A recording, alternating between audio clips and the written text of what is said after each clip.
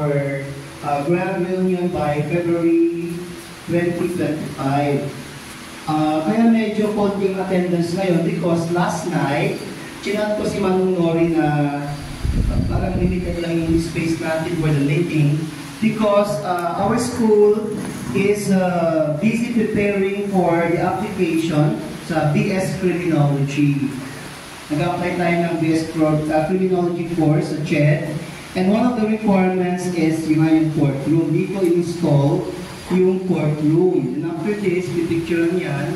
And we'll just send the picture to CHED para at least ma-comply natin yung isa sa mga requirements. But anyway, the show must go on. The show must go on, syempre, no? Okay, kaya na lang po yung mag-relay. And we will kind group chat. Ay na yata may ano pa yata. Saan na? Bakit saan siyang pinto? Kung kayo mga senior citizen, ibang pinto. Dito po ang pintuan ng senior citizen. Huwag po doon. Dito po mga bata. Wala na yung isa. Do I need to repeat? Okay, sige, for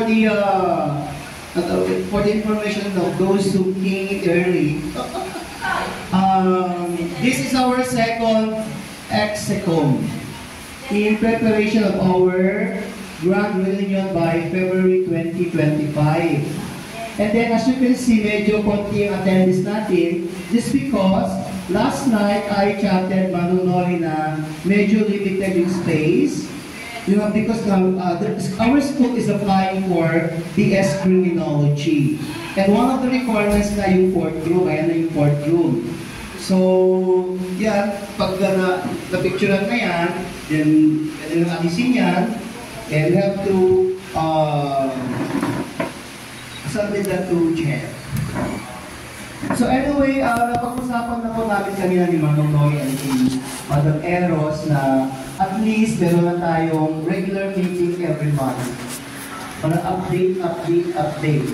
Siguro pinaka-matugong meeting natin ay sa December.